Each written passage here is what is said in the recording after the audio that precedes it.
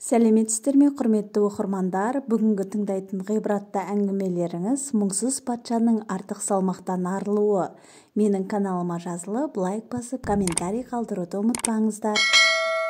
Ертеде бір мұңсыз патша шектен тыс ішіп жеп, артық салмақ жинап алыпты. Толықтығы соншалықты артық салмағынан арылу үшін дәрігерлердің ақыл кеңесіне сүйенуге мәжбүр болыпты. Ел арасындағы білікті дәрігерді шақырып, одан артық салмақтан арылудың жолын сұрап, дәрі беруін өтініпті. Сонда патшаны көрген дәрігер: «Алла саған жар болсын. Мен бүгінгіні ғана емес, аурудың жағдайына қарай болашағында болжай алатын дәрігер ретінде айтарым, сізге бір қарағаннан көп нәрсені түсіндім. Өкінішке орай, шамамен бір айлық ғана өміріңіз қалыпты. Сізге қандай дәрі берсем де оның еш пайдасы жоқ», деп кесіп айтыпты. Дәрігердің бұл сөздеріне ашуланған патша дереу оны абақтыға жабуын бұйырыпты. Білгір дәрігердің айтқан сөздерінің қаншалықты рас өтірігін білу үшін басқа да дәрігерлердің кеңесіне жүгініпті.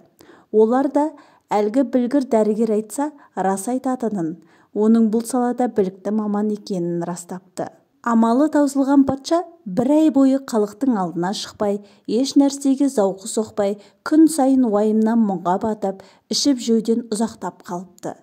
Осы аралықта патшада арада бір ай уақыт өтер-өтпес толығымен азып, жүдеп қалған екен.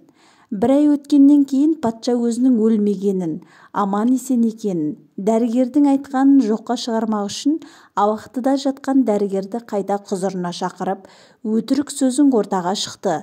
Мен өлмедім, тірімін. Айтқан жалған сөздерің үшін жазаңды енді тағайындаймын деген сол еді. Дәрігер де сөздің аяғын күтпестен оған қарсы жауап берді: «Сізге Құдайым жар болсын. Мен Алланың әлсіз бір құлымын. Болашаққа қатысты еш нәрсе білмеймін. Білсем де мамандығыма қарай ең төмен дәрежеде аз білетінім бар еді.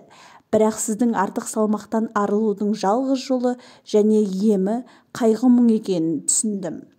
Сондықтан мен сізге бір ай ғана өміріңіз қалыпты деп айтқан едім», дейді. Сонда өзінің жүдеп, артық салмақтан арылып қалғанын түсінген патша да дәрігерге ризашылығын білдіріп, кешірім сұрап, абақтыдан босатқан екен. Ойсыз мұңсыз уақыт зая, дейді атақты әулие Қожа Ахмет Яссауи бабамыз. Я, дүниеде ойсыз, мұңсыз, қамсыз жүруге болмайды. Ақыретіңді, ұрпағыңды ойлап, хам қаракетін жасау ақылды адамның ісі болса керек.